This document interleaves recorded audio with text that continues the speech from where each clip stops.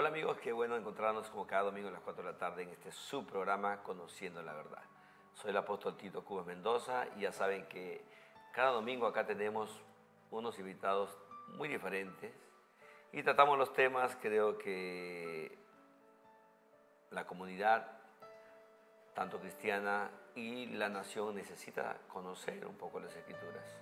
Y hoy día tengo aquí en esta plataforma, aquí en el canal, a nuestro amado amigo, el apóstol Pablo Riquelme de la comunidad cristiana Eclesia.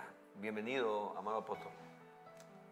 No, un honor poder estar con ustedes, mi amado. Qué honor de saludar al pastor Tito Cuevas, pastor Antonio Narváez.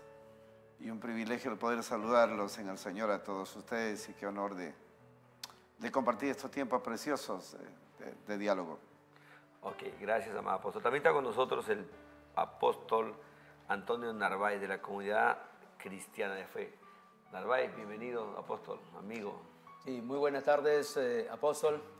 Muy buenas tardes a toda la comunidad cristiana. Dios bendiga a toda la nación peruana. Estamos aquí para reforzar en la nación la visión que tenemos con miras a 20 de mayo.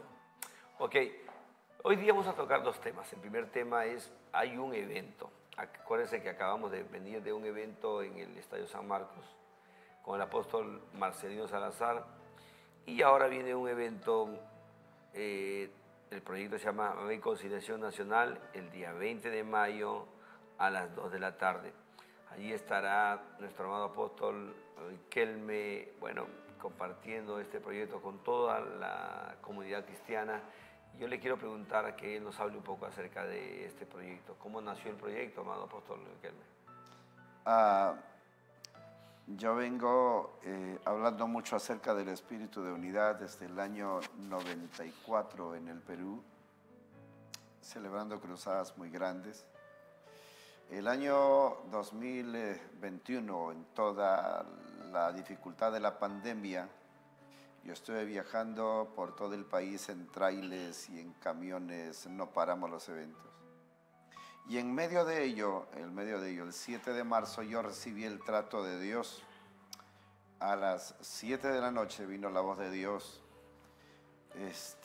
y me dijo, se viene un gran avivamiento para el Perú, hay un propósito de Dios para el Perú, pero para que venga este gran avivamiento primero se necesita una reconciliación nacional. Me dijo el Señor, entonces, el Perú está buscando un avivamiento que todavía no lo ha visto, pero necesitan romper con las ligaduras que tanto daño les ha hecho, los resentimientos, los ataques, los enfrentamientos teológicos, las discrepancias teológicas, los problemas institucionales, las dificultades que nos han separado entre uno y otro. Y toda la guerra que se ha convertido en un dilema en la iglesia del Señor de todos contra todos. Entonces, entendí que la única manera de que haya un gran avivamiento en el Perú era como la base principal, una gran reconciliación nacional. Y para que haya una reconciliación nacional necesitamos que todos los hombres de Dios en el Perú entendamos de una vez por todas, o somos uno en el Señor o seguimos a la misma condición. Entonces esto comenzó el 7 de marzo, el 28 de abril Dios volvió a tratar conmigo sobre el mismo tema, estábamos orando mucho. Y en el mes de agosto del año 2022 vino la voz de Dios desde Nicaragua a través de una profeta muy preciosa del Señor que me dijo, Pastor Riquelme, Dios ha puesto en tus manos dos banderas, la bandera peruana que significa la sangre de Jesucristo y lo blanco de su gloria, y segundo, ha puesto en tus manos una bandera blanca, por tanto ve y dile a tu nación que Dios está buscando que la iglesia del Señor tenga una sola mentalidad, un solo corazón, un solo propósito, una sola visión y un solo destino para que venga un gran avivamiento. Tiene que haber un espíritu de reconciliación y de unidad en el Señor. Es allí cuando nace el proyecto, mi amado, Impacto de Gloria, 24 millones porque hemos creído que hay 24 millones de peruanos que todavía no han sido evangelizados. La última estadística dice que son 27 millones. Y para poder alcanzar a 27 millones de peruanos, primero necesitamos un espíritu de unidad en el Señor. Y si no hay un espíritu de unidad, poco y nada vamos a poder hacer por llevar el Evangelio al Perú y lograr alcanzar a toda una nación para Jesucristo de Nazaret. Entonces necesitamos el punto número 1, reconciliarnos entre ministros. Punto número 2, entender que solo la unidad de la Iglesia del Señor va a provocar el avivamiento que tanto estamos necesitando. Es así como nace el proyecto Reconciliación Nacional, mi amado. Qué bueno, y verdad que me impacta la forma como usted lo ha descrito. Es no solamente un relato de una persona, sino que trae dentro del relato la experiencia que ha tenido para poder escuchar a Dios y de esa manera poder literalmente obedecer. Yo creo mucho que cuando eso sucede, esa teofanía que usted ha tenido de una manera muy tremenda va a hacer que lo que pueda hacer usted te va a tener un respaldo muy fuerte de parte de Dios. Estoy seguro de eso. Sí, recordemos que el Evangelio en el Perú tiene ya 200 años, ¿no? 200 años, estamos pasando los 200 años. En 200 años todavía no hemos alcanzado al menos ni siquiera a 8 millones de peruanos para el reino de los cielos. El Perú tiene 34 millones de habitantes. Y en 200 años pudimos haber hecho mucho más por el Perú.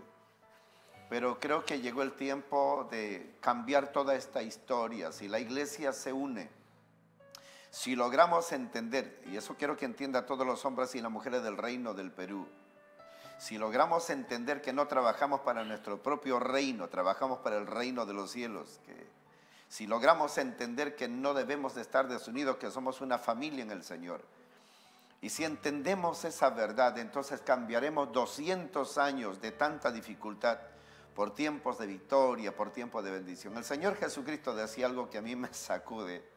Decía: Padre, la gloria que tú me has dado yo se le he dado a ellos, para que ellos sean uno como tú en mí y yo en ti. Entonces, necesitamos ese primer principio. El poder de la bendición, del avivamiento comienza con un espíritu de unidad. Eso pasó en el libro de los Hechos. Había un espíritu de unidad, dice la Biblia, que vino el derramamiento del Espíritu Santo y el avivamiento sacudió a toda una generación. Y una cantidad de gente de diversas naciones fueron sacudidas por la gloria de Dios. O sea que el avivamiento que tanto necesitamos obedece a dos cosas. Entender que necesitamos reconciliarnos y pedirnos perdón entre nosotros porque no hemos sabido ser uno. Y luego entender que trabajando unidos vamos a provocar lo que no se pudo provocar en 200 años. Ok. Sí, pues la palabra del libro de los Hechos dice y unánimes juntos. La palabra unánimes juntos es humotumadón y describe unidad intelectual por la Biblia, porque ellos perseveraban a los pies de los apóstoles. También habla de una armonía emocional y esos dos efectos que tenía se complementaban, hacía que ellos, toda sinergia que hacían, toda acción, era una tarea y un trabajo en conjunto en medio de la diversidad que tenían. Tenían unidad en medio de la diversidad, del género de Dios, dice ahí. Entonces, Dios respaldaba todo ese proyecto. Creo que lo que no ha entendido la iglesia es que tal vez muchos traen dones, traen llamados, pero no tienen ningún efecto de competir con nadie, de poder sentirse inseguro de nadie, porque cuando tú tienes identidad en el reino de Dios y tienes una experiencia con Dios que te ha marcado la vida, definitivamente sabes que eres original, eres único y no eres copia de nadie. Entonces no tienes por qué competir con nadie. El tema en la iglesia que yo he podido ver también buenos años es que hay mucha orfandad y la orfandad es inseguridad y la inseguridad es competencia, celo, envidia, codicia. Entonces eso, si no, nosotros no trabajamos con esas inseguridades, creo que vamos a tener que esperar una generación siguiente para que entienda este principio y pueda Dios avalarlo. Pero lo que usted está haciendo, verdad, que me agrada, no solamente me agrada, me llama también a poder yo también participar y apoyarlo en todo lo que pueda, porque yo creo mucho que viene, aunque otros están salteando la secuencia, quieren generar avivamiento sin reconciliación, y eso no se va a dar aquí, yo lo he dicho. No va a haber avivamiento sin restitución. La iglesia tiene que restituir, tiene que, número uno, primeramente confrontar sus propios pecados internos. Tiene tanto pecado interno y tiene tantas cosas permisivas y tiene tantas cosas que ha hecho que no lo ha identificado. Si lo ha identificado, no ha tenido la valentía de reconocerla y restituir eso. Entonces, si no hay restitución, no va a haber avivamiento. Sí, uno de los problemas más grandes es el ego, ¿no?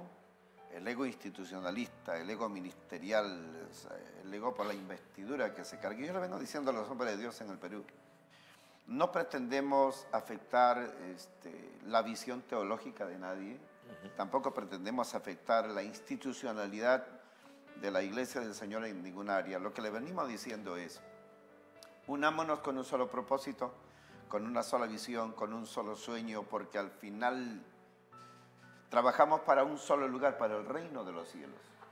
Quiero llegar a un punto también, apóstol Riquelme, ahí está nuestro invitado. Sí.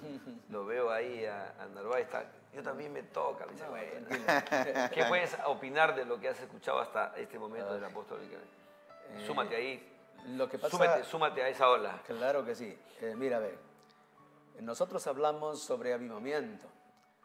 Y entonces, ¿cómo puede haber un avivamiento cuando estamos divididos? Por eso que la visión es una reconciliación primero entre los ministros, ¿no? ¿Qué pasa? Por ejemplo, hay congregaciones, caramba, que están tan cerca y cuando los hermanos pasan por allí a veces ni siquiera se saludan. ¿Por qué? Porque los pastores tampoco se conocen. Entonces es importante esta situación de la reconciliación nacional. Cuando los pastores nos unimos, creo, en esta reconciliación, igualmente también los miembros de las iglesias se van a unir. Y si quisiéramos hacer una historia, por ejemplo, ¿cómo llega el Evangelio al Perú, por ejemplo? No llegó primero a Chile, Argentina, Uruguay, no, primero llegó al Perú. ¿Correcto, apóstol? Así es. Llegó primero al Perú. Y del Perú se lanzó hacia toda Sudamérica. Entonces nosotros vemos el desarrollo, por ejemplo, en Argentina, la iglesia desarrolló bastante. En Chile, tremendamente. Brasil, ahora que está la iglesia con bastantes concilios, por ejemplo. El Ecuador, Colombia, que ha tenido su avivamiento, por ejemplo, hace poco nada más, el tremendo avivamiento. Bendito Dios. ¿Y qué pasó con el Perú? La gente se dividió, cada uno por su corriente, y eso es lo que se va a romper ahora. Hay una voz profética que ahora se enciende una mecha en nuestra nación, y vamos a tomar el continente, no solamente Sudamérica. Hace poco tuvimos un congreso con el apóstol John Newhouse, donde también uno de los expositores fue el apóstol Pablo Riquelme. Tuvimos una buena conferencia y sabemos muy bien que de Perú los misioneros van a ser ahora a la inversa. Venían de Estados Unidos, ahora van a ser misioneros peruanos que van a ir a Norteamérica. ¿Por qué? Porque la mecha se enciende en nuestra nación, en el Perú. Y luego vamos a correr en todo el continente americano. Yo creo que este culto de acción que vamos a tener de reconciliación nacional va a marcar la diferencia, porque anhelamos el cambio en nuestra nación. ¿Cómo un país puede cambiar si los hombres no cambian? Y para que los hombres cambien, primero tenemos que cambiar nosotros, los ministros. Cuando nosotros los ministros cambiamos, cambia la iglesia. Y cuando cambia la iglesia, Dios mío, esto va a ser una corriente tremenda. Las próximas cruzadas que nosotros vamos a proyectarnos ya no van a ser en un solo estadio. Queremos más o menos tener el proyecto de 20 estadios simultáneamente en todo el territorio nacional. Eso es la mira que estamos teniendo. Vamos a empezar ahora en este culto de reconciliación nacional el 20 de mayo, gloria al Señor, a las 2 de la tarde.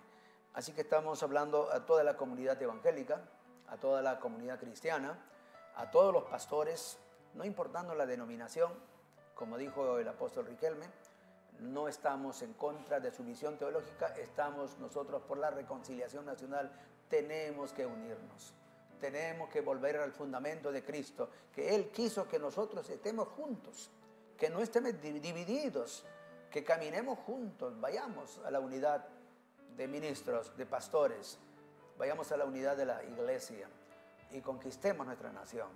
Vamos a escribir una nueva historia en el Perú. Okay, esta historia que vamos a escribir, vamos a hacerlo juntos, todos los cristianos juntos. Dios bendiga, mis amados. No vamos a escribir una nueva historia, vamos a escribir la historia historias. Porque Perú, hasta donde yo sé, desde mi Hay un montón de historias, pero vamos a no ha habido nunca vamos a decir, una reunión de una reconciliación verdadera. Hasta donde yo tengo conocimiento, ¿no? Atrás no sé, pero hasta donde yo tengo conocimiento, casi nunca he visto la iglesia unida, porque número uno, nadie la promueve. Y los que la promueven, como que no encuentran mucho eco. Porque, como decía el apóstol Riquelme, es una grande verdad. Y cada uno está metido en lo suyo, está metido en lo propio. Y como que no hemos entendido también de que uno de los más grandes ministerios que nosotros tenemos es el ministerio de la reconciliación. Si cómo queremos reconciliar al mundo si no estamos reconciliados entre nosotros. Y eso no hay compatibilidad ahí. Y al no haber compatibilidad no hay modelo. Y hay modelo, Dios no lo respalda. Por eso que encontramos pequeños efectos por aquí, por allá, que se etiquetan ellos, que hacen algo y no, que el avivamiento, no, que fuera... No hay avivamiento. A veces no nos gusta que nos digan esto porque a mí me llaman tumba la fiesta a veces, porque yo cuando siempre los aviso. Los avivamientos tienen que venir con reforma. Los avivamientos tienen que venir no solamente al ser humano, los avivamientos cambian una sociedad. Los avivamientos cambian las ciudades, cambian las naciones, cambian las poblaciones, cambian las generaciones con un efecto poderoso. Pero creo yo que lo que está haciendo el apóstol Riquelme, de verdad que amerita que lo apoyemos todos. ¿Por qué? Porque no lo está haciendo él, lo está haciendo el Señor, no está usando su vida, está usando su ministerio. Y acuérdense que es una obra que hoy necesitamos. La iglesia pre-COVID es una iglesia que ya quedó obsoleta, estamos entrando a la eclesía post-COVID. Y la eclesía post-COVID pues describe ya no edificios, ya no describe algo estático, describe personas en movimiento por el marketplace de la ciudad. Las 24 horas del día, 7 días de la semana, como toda la vida ha tenido que hacer, pero lastimosamente el trasfondo histórico de no conocer mucho las palabras y los significados, las definiciones y las funciones, ha hecho que veamos por todo lugar pequeños edificios que reflejan y tienen un letrero que no significa lo que esa palabra significa. Por eso quiero hoy también compartir acerca y preguntarles acerca, para que esto se logre. Jesús tuvo que llamar en el inicio de su ministerio 12 personas. Y bueno, esos 12 personas fueron llamados apóstoles, ¿no? No fueron llamados pastores, no fueron llamados profetas, no fueron llamados evangelistas ni maestros. Quisiera preguntarle al apóstol Riquelme primeramente, después a ti, Antonio, ¿por qué Jesús llamó a 12 apóstoles y no llamó a 12 pastores? A ver, hagamos un análisis primero de dónde viene el término apóstol, ¿no? ¿De dónde viene el término apóstol? Porque directamente el término apóstol no es sagrado para comenzar, ¿correcto? Cuando Jesucristo nombra a los 12 apóstoles, el término apóstol ya existía, lo usaba el Imperio Romano. Había un equipo de gente exclusiva usada por el Imperio Romano para ciertas labores ordenadas por el imperio, y a ese grupo los llamaban apóstoles. Y para ese entonces también ya estaba Aristóteles, y Aristóteles tenía un equipo de discípulos a quienes él llamó apóstoles. En el tiempo de Jesucristo, el término apóstol que se usa es un término que la misma Escritura indica. Apóstol es un hombre enviado para cumplir una función. No se podía comenzar el ministerio si es que no se podía tener al costado a alguien que tenga la capacidad de tener el espíritu de ser enviado. Me gusta lo que dice Isaías en el Antiguo Testamento, cuando Isaías dice, por ejemplo, heme aquí, dice Isaías, envíame a mí.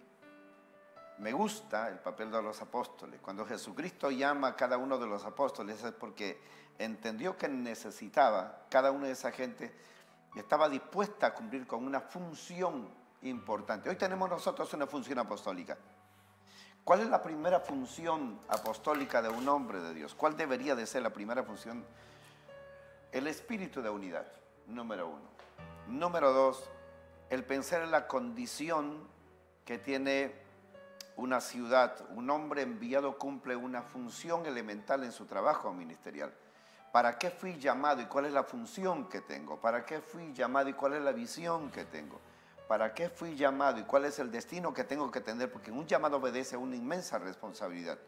El apóstol tiene una inmensa responsabilidad de cumplir un llamado otorgado por Dios. Por eso somos enviados. Enviados. Lo que no significa enteramente superioridad. Necesitamos entender que un apóstol no es mayor que nadie ni superior a nadie, ni tampoco tiene a la gente por debajo de los demás. Un apóstol cumple una función elemental. Señores, hemos sido enviados para cumplir una función. Ese fue el papel de los discípulos en un principio. Porque recuerden que en el tiempo de Jesucristo, antes de ser llamado apóstoles, primero fueron llamados discípulos. Y después de ser discípulos, mañana más tarde, antes de irse al reino de los cielos, los nombra como apóstoles. Pero ese término ya existía. Y me preocupa muchísimo, perdonen por lo que voy a decir con aquellos que tienen el llamado apostólico. No, dilo. Perdonen lo que voy a decir. Mire cómo se llama el programa, Conociendo la Verdad. Por favor, los apóstoles fuimos enviados para cumplir una responsabilidad y el término apóstol ya existía, señores, ya existía. Los que estudian la historia de la iglesia tienen que conocer esto. Por eso que el término apóstol no significa un nombre sagrado, ni tampoco ser la cabeza de nadie. Señores, hemos sido llamados para ser obedientes, servidores, ese es el papel íntegramente de un apóstol. Para eso Jesucristo llamó a sus discípulos, para ser servidores de una función en el ministerio. Antonio, añádele un poquito más acerca de por qué llamó Jesús primero apóstoles y no pastores. Bien. Lo que pasa es que tenemos que ver que Dios envió a su Hijo como un enviado. Vemos primeramente encontramos a Moisés siendo enviado, el primer enviado en la época antigua, para liberar a la nación de Israel que estaba cautivo. Y luego vemos, gloria al Señor, que Él pone pues, la parte política. Es un enviado para plantar lo que es la parte política en la nación, porque liberta físicamente de una esclavitud física y también a una libertad física, para poder llevar a una nación física. Ahora, todo esto se había proliferado y bien Israel recibió las leyes de este enviado y Dios envió las leyes a través de este enviado, pero no estaba completamente hecho las cosas y la gente no podía continuar sin salvación, porque la ley no salvaba a nadie. Por eso ahora manda el segundo enviado, que es su propio Hijo. Entonces el segundo apóstol que está implantando prácticamente el gobierno sacerdotal se llama Jesucristo. Ahora veamos qué es lo que paren los apóstoles. Los apóstoles no paren ovejas, sino los apóstoles paren apóstoles. Y eso es lo que ha ocurrido. Jesucristo enseñó a sus discípulos. Primero fueron discípulos antes de llamarse apóstoles. Perfectos no eran perfectos ningunos, todos imperfectos. Pero en el camino fueron perfeccionándose poco a poco, y eso es lo que sucede. Ahora, en este tiempo, vamos a decir, si al principio fue apostólico la iglesia, no se inició pastoral en la iglesia, sino fue apostólico al comienzo. Y hoy que estamos llegando al fin del tiempo, nótese bien, no estoy diciendo el final del mundo ni nada por el estilo, sino el fin del tiempo. Entonces se restaura lo que fue al principio. Entonces al principio apostólico y en este tiempo se restaura lo que es apostólico. Como dijo el apóstol Riquelme, los apóstoles somos humildes, somos serviciales, somos aquellos que llevamos la verdad, pero sin jactarnos.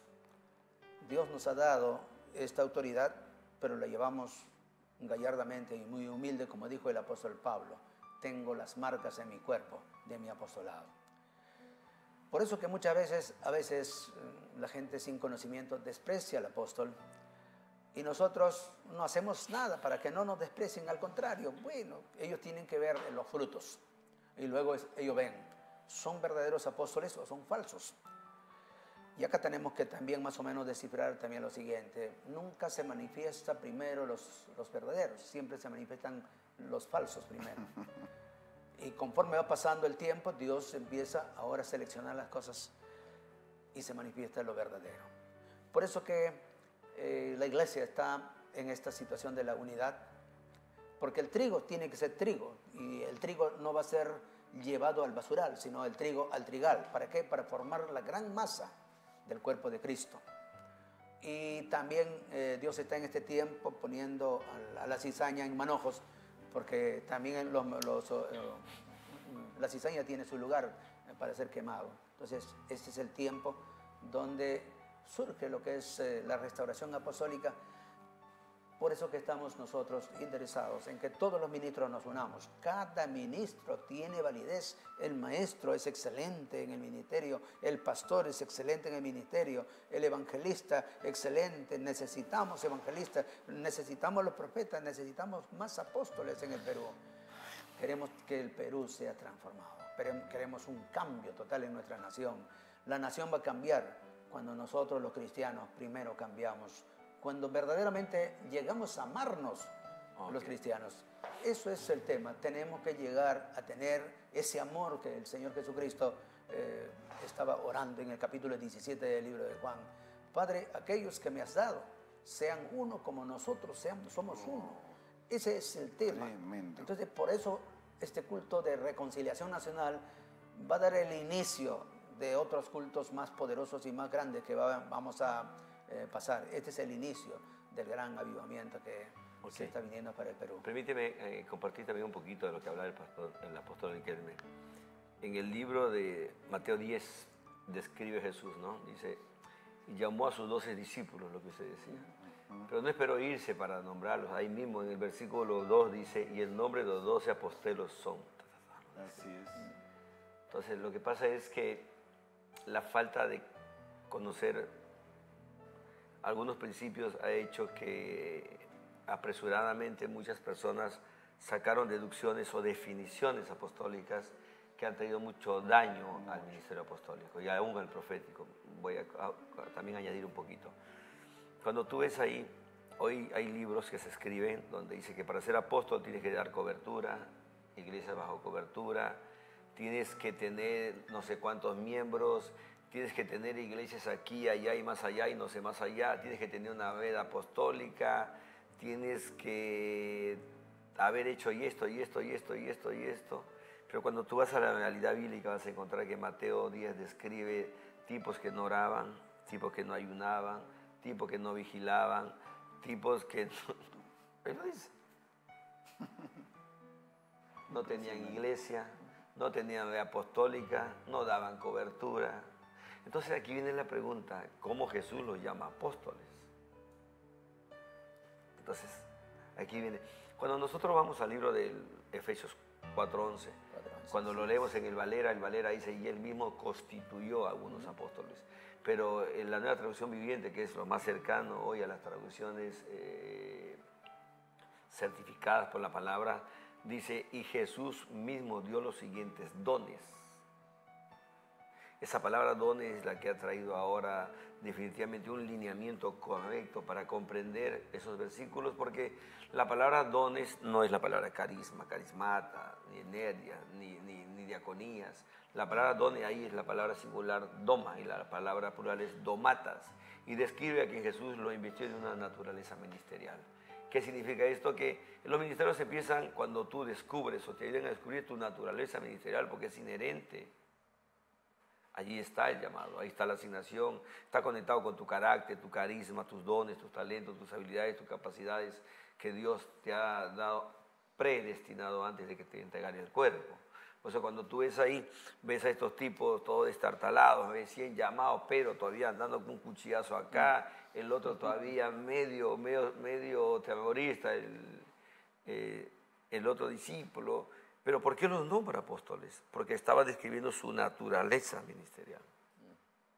Ahí iniciando. De ahí les da una pequeña asignación, pero los empieza a formar, como decía yo, 3 años con él en un discipulado vivencial, no lo que tenemos hoy día, académico, solamente un par de horas y de ahí lo mandamos a su casa. Vivencial, Porque acuérdate que en esos días, si querías ser discípulo, tenía que dejar todo, ir a convivir con el maestro. Y después muere, resucita y 40 días más. Imagínate esa enseñanza de 40 días resucitado ya como el Dios, el Salvador de todo, ha sido tremendo. Entonces, eso ha quebrado la iglesia. Eso ha quebrado hoy que la palabra primeramente, protón, la han describido como primero en autoridad, en rango, en posición, pero de un lado jerárquico, así piramidal, y nunca dice eso, porque habla de un edificio, habla de un arquitecto, como perito arquitecto. Por eso la Biblia conecta el cuerpo como un edificio y describe al apóstol como el arquitecto, el que Dios le va a dar el modelo, los fundamentos, los cimientos para poder tal vez ayudar a los demás para que comencemos a edificar todos en una misma línea bíblica. Por eso dice, todos aprendían a los pies de los apóstoles. Todo apóstol tiene que tener un modelo. Todo apóstol tiene que tener un diseño. Como tú decías de Moisés. Moisés le bajaba todo el modelo del arca, pero no lo hacía. Le bajaban los trajes de los sacerdotes, nunca se lo ponía. A él le bajaba todo, lo guasá del cielo y él los entregaba.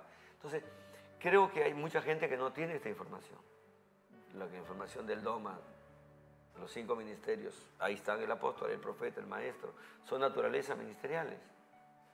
La otra definición del don dogma es a quien Jesús lo invistió de poder y autoridad, derecho legal delegado por Dios para ejercer dominio, poder, habilidad, capacidad, vigor, fuerza, perseverancia. El otro a quien le dio una visión clara y bien definida y bien detallada. Tienes la naturaleza, a quien Jesús lo instruye directamente. Por eso el apóstol Riquelme le habla directamente también. Necesito que hagas esto, necesito que hagas el otro, generes el avivamiento, la reconciliación, es el momento, es el tiempo, porque es en el momento de Dios. No es cuando veo que otro llega de otra nación, avivamiento, y también, genero avivamiento. No, es en el tiempo de Dios. La naturaleza la tienes, el Señor mismo te ha instruido, te ha guiado, te está ahora direccionando. Tienes la legalidad porque tienes la autoridad, tienes la capacidad porque tienes el poder, tienes la visión clara y bien definida, y lo que sigue es el que se abre camino por sí mismo y se reconoce instantáneamente. Eso significa el don doma en ese versículo de lo que habla la Nueva Traducción Viviente de que Jesús mismo dio los siguientes dones. Esa palabra yo creo mucho que tiene que ser restaurada para estos días. Porque esa palabra, restaurando esa palabra, vamos a entender y vamos a ver, por ejemplo, mucha gente que se ha ordenado apóstol, profeta, maestro, evangelista, que no tienen, número 1, la naturaleza. Número 2, no tienen una visión clara y bien definida. Por eso que le jalan la visión aquí, allá, más allá. Tienen una mezcolanza en la mente y en el corazón, porque jalan de todo porque no tienen nada propio y no entienden de secuencias. Si le vas a estar preguntando ahora qué sigue, entonces no fuiste llamado a ser un hombre en ese nivel.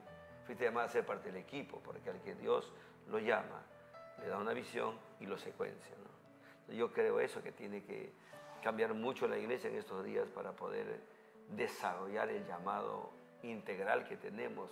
Y también salir, vamos a hablar con el apóstol Riquelme, que lo ve un poco bien entendido de lo que es la eclesía.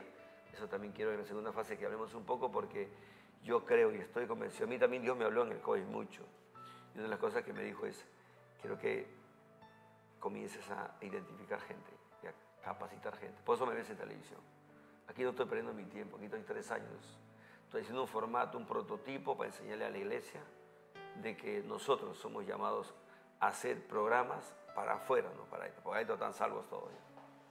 Para afuera, donde la eclesía no existe.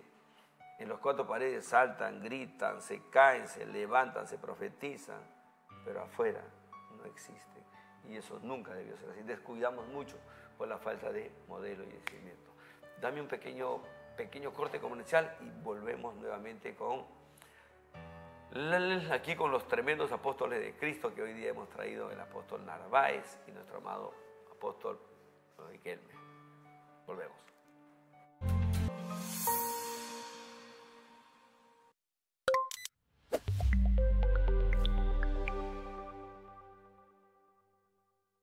La comodidad y el buen gusto en un solo lugar. Muebles Maldonado. Calidad y diseños exclusivos en salas, comedores y dormitorios. Todas en finísimas piezas de caoba y cedro. Te esperamos en nuestro único lugar de ventas y exhibición. En el Parque Industrial de Villa El Salvador. Teléfonos 287-1210 y 260-5033. El mueble anhelado. Solo en Muebles Maldonado.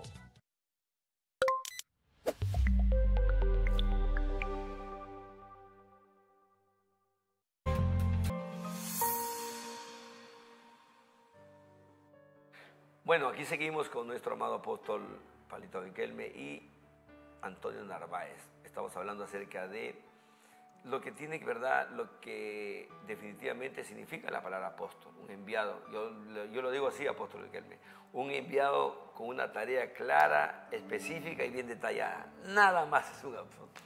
Sí. Así lo digo yo, así cuando le enseño. Pero un enviado con una tarea, una labor, una chamba, un trabajo clara y bien definida. Si no sabes hacer eso, no entiendes eso, no eres. No se entiende. No eres. Hay gente que cree que el apostolado ellos son, vamos a decir, los faraones, los sistemas piramidales que se ven hoy en la iglesia, donde llamamos hijo a gente que no es hijo, son obreros. Y algunos le meten paja todavía para que hagan el trabajo de la visión de la iglesia, de la visión de la congregación, de la visión de la institución, de la visión de la denominación, pero no son hijos. Entonces eso es un tema muy amplio que depende también de lo que estamos hablando. Apóstol Riquelme, háblanos un poquito acerca de la iglesia. Le vi que el nombre que usted tiene, y me atrevo a preguntar esto porque usted dice, ponle doble K, yo sé que es doble K, por eso le digo, hable un poquito de la iglesia para que, es que esa palabra tiene que ser ahora también restaurada, porque la palabra iglesia describe hoy la iglesia post-COVID. Sí, debemos de entender que la iglesia o la eclesía propiamente dicha no es una institución que nace por voluntad humana. Esto es un pueblo instituido por Dios. Pero eclesía significa equipo, eclesía significa una familia, eclesía significa un solo corazón, eclesía significa una visión, eclesía significa un propósito y eclesía significa una dirección. Nuestra primera pregunta para los que nos están viendo sería, ¿qué pasó con eso? ¿Qué pasó con la visión del corazón primordial de lo que significa eclesía? Cuando Jesucristo venga del reino de los cielos por su pueblo, no viene por uno, ni por dos, ni por tres, viene por la eclesía, viene por un pueblo que tiene que ver con un equipo trabajando en unidad, pero es lo que se ha perdido y lo que dejó de existir lamentablemente, y no solamente en el Perú, sino a nivel mundial. Hemos generado más espíritus de institucionalidad que un espíritu eclesial, eclesía, bíblicamente hablando. Eclesía significa tener un propósito divino y entender que el que está al costado nuestro es parte de nuestra vida y parte de nuestro destino. La eclesía, el término eclesía no separa ni divide, sino que une, fortalece, ayuda, levanta, edifica y direcciona. Si es que no entendemos esa visión hoy día, entonces vamos a volver a caminar en la misma condición de la situación que pasó en Corinto. Yo soy de Apolos, yo soy de Pablo, yo soy de Cefas, y se perdió la dirección realmente del propósito de la iglesia. Señores, eclesía es un cuerpo, eclesía es una familia, eclesía es una visión, eclesía es un sueño, eclesía es un destino. Y eclesía es un propósito otorgado, llamado y entregado por Jesucristo para que podamos cumplir con una tarea fundamental aquí en la tierra. O somos uno o no lo somos. O estamos divididos o caminamos con un propósito. Pero eclesía, mi amado, el principio, el corazón elemental, la visión elemental, el ADN del código genético de eclesía es una familia, un pueblo, una visión y un propósito. Ok. Antonio, ¿algo que añadirle ahí? Bien, eclesía Si quisiéramos tocar el término griego, ¿no? De dónde viene la palabra eclesía, vamos a tener que decir, bueno, pues viene de amar de afuera. Entonces tenemos que sacar nuestra cortina y viene a ser la iglesia, ahora, hoy que lo conocemos, que viene a ser realmente una comunidad, con un solo propósito, y que todos lo tenemos en común, algo que debemos de practicar. En nuestra congregación, por ejemplo, nosotros siempre decimos, a veces, estoy tan contento de que ustedes han aprendido poder dar a mucha gente que necesita. Entonces se desprende el amor. Entonces, que no solamente es para poder predicar la palabra de Dios y la salvación espiritual. Entonces también vemos, por ejemplo, lo que es la parte material, la parte de que nadie debe de quedarse sin comer, por ejemplo. Enseñarles a trabajar, crearles más o menos la forma de cómo direccionar en algún negocio donde va a tener que introducirse. O sea que en este caso una iglesia realmente está en todas. No solamente es para poder aglutinar gente, predicar la palabra y se van una vez que ya terminó el culto. No, tiene que haber programas donde cada uno va direccionándose, porque tenemos que conquistar la nación. El propósito es eso. ¿Cómo vamos a conquistar la nación? La iglesia va no solamente en las cuatro paredes, sino la iglesia es hacia afuera. Okay. Ese es el punto, ¿no? Así como el apóstol Miguel me hablaba acerca de la palabra apóstol, no es una palabra sagrada, ya existía. Lo usaban los griegos y también lo usaban los romanos para describir sus convoys, sus generales, sus mariscales, con tareas claras y bien definidas. La palabra apóstol está conectada con la palabra de la iglesia. La palabra eclesia también es una palabra no sagrada, una palabra que describe en los tiempos griegos un conjunto de personas que se reunían en las ciudades para determinar en una asamblea los lineamientos que iba a llevar la ciudad, jurídicos, políticos, económicos, educativos. Correcto. Entonces, cuando Jesús llega, toma esa palabra. Pero cuando llega a Decápolis, él va con los 12 y él hace una declaración muy poderosa. Es una pregunta y dice, ¿qué dice la gente? ¿Quién soy? Algunos dicen, tú eres Juan, tú eres el profeta. Y él pregunta, ¿y ustedes? Y Pedro dice, tú eres el Cristo. Wow, dice, eso no te lo reveló ni sangre ni carne. Pero cuando vamos al contexto histórico encontramos que esa declaración no fue vacía. Esa declaración él la hizo en un lugar donde él por primera vez se presenta como el Hijo de Dios y presenta a su iglesia. Está conectado lo apostólico con la iglesia, los 12. Allí estaba, al frente de esa, donde él hizo esa declaración, estaba el templo al dios Zeus, sobre una piedra. Al otro costado estaba el templo al César. Al otro costado estaba el templo al dios pan y vino griego. Y al costado estaba la puerta del Hades. Literalmente existió, no se lo inventó. Literalmente él dijo, delante de esos principados que estaban ahí, potestades demoníacas, se presentó como el Hijo de Dios y presentó su iglesia. Por eso ahí dice, las puertas del Hades no prevalecerán contra la iglesia. Abajo vuelve a decir, porque todo lo que atases en la tierra será atado en los cielos. Es una palabra jurídica, no es religiosa. Cuando vamos a la historia un poquito más encontramos que cuando los griegos salen de escena entran los romanos y los romanos cambian la palabra eclesía por la palabra conventus. No sé si ustedes saben eso. Un convento que hacía, describía casi igual personas que entraban en los territorios que iban a conquistar y el César y todo el ejército del imperio romano decía, donde hay 2 o 3 en conventos, el César, su ejército, su poderío, su economía, su poder lo respalda. Wow, Jesús dijo, donde hay 2 o 3 en mi nombre, ahí estoy yo. Entonces, esa palabra no son palabras religiosas. La eclesía del Señor son personas que se mueven por la ciudad. Por eso cuando Él escoge 12, escoge no para levantar congregaciones, porque recuérdate que los lugares donde iban en esos días se llamaban templos, donde estaban los sacerdotes, y sinagogas donde estaban los rabinos. Nunca se llamó iglesia. La eclesía del Señor es generar el movimiento de los principios del reino de Dios sobre una sociedad, sobre una ciudad, con todos los efectos, para traer sustitución, para quebrar, para romper, para desplazar todo sistema humano y diabólico y establecer el diseño de Dios.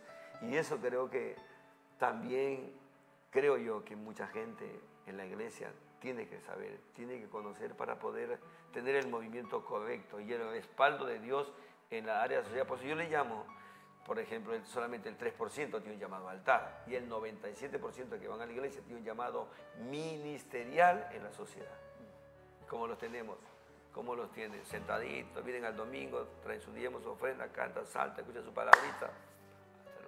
Y lo que se disipula de una manera religiosa, discipulados para la visión de la iglesia, para la estructura, el alcance, el desarrollo, el avance de la iglesia, pero no de la persona. Por eso que tenemos iglesias grandes, pero no tienen efecto en la sociedad. Colombia es un caso de eso. Tú miras para acá, tienes a la iglesia tal, no voy a poner los nombres, los conozco, 180.000. Miras allá, 250.000. Miras allá, 350.000. Y miras para atrás, el 1.000.000 de almas. La alcaldesa es gay, se da un beso público el día que gana. El presidente es comunista, la iglesia no existe. Tiene el número, pero no tiene la influencia. La eclesía tiene influencia. La eclesía tiene autoridad. La eclesía tiene sabiduría. La eclesía trae, ojo, porque son personas muy entendidas, como el espíritu de Isaacar. Traen el movimiento del Señor, traen la dirección del Señor, saben la dispensación de la iglesia que estamos entrando y tienen mucha influencia sobre los hermanos. Yo creo mucho que eso se tiene que restaurar en estos días. Porque lo que estamos esperando no lo va a hacer las cuatro paredes. No se toma las ciudades de las cuatro paredes orando, intercediendo. Y a mí me impacta, me gusta algunas motivaciones que tienen los pastores. Están haciendo oración por todos lados, pero yo les pregunto cuando los he entrevistado, ¿tienes el soporte al lado para generar ese movimiento de cambios? No, que todavía no se hace de esa manera. Tenemos que tener una maqueta lista. Hacemos en esta secuencia esto, en esta secuencia, porque siempre viene y un después. La mentalidad evangélica es que hacemos evento. ¿Quién hizo el evento más grande en la ciudad? ¿Quién vino más gente? ¿Cuánto más gente se convirtió? Porque son gratificaciones personales. Y cuando tú le preguntas, ¿qué tienes después de esto? ¿Qué viene después? No tiene. Una gratificación personal es como una masturbación ministerial. Te gratificas tú solo, sin un modelo. Entonces yo creo mucho que tenemos que cambiar muchas cosas en la iglesia. Una de las cosas está diciendo nuestro amado apóstol Pablo, es verdad. La iglesia, yo estoy trabajando mucho con la iglesia en estos días. A mí me interesa tener 500 nada más. Que hagan por 10.000 de esos que gritan, saltan, dan la vuelta y todo, pero la ciudad no existe. Profesionales con mentalidad vocacional, que entiendan que su oficina es la plataforma de administración de la asignación de Dios. Que entiendan que la profesión es el llamado en el mismo nivel de un apóstol, de un profeta, de un maestro, de un evangelista, pero sus llamados son vocacionales, esa es la sociedad. Nosotros, como decía el apóstol, ¿qué hacemos los 5? Leemos bien, los identificamos, los instruimos, los educamos, los capacitamos, los activamos y los enviamos, nada más, ese trabajo. A fin de perfeccionar a los santos para la obra del ministerio. Amén. Y edificar el cuerpo para adentro, para afuera. No estamos haciendo eso. Estamos buscando muchas veces solamente las gratificaciones personales. Como decía ustedes, ya estamos en una edad donde uno no puede vivir en ese engaño, en esa mentira y en esa... Creo que es la oportunidad que Dios nos está dando para que podamos unirnos en esta campaña, en esta cruzada de reconciliación. Yo estoy bien convencido de eso. Amén. Apóstol va a tener nuestro respaldo de nuestro ministerio para poder hacer eso, porque yo creo mucho que eso es lo que se debió hacer antes de todo. En una conversación, en una reunión, de llamar a todos, ¿no? Así que, apóstol, sus palabras de despedida. Sí. Y otro día lo invitamos también para que pueda venir para hablar el tema ya.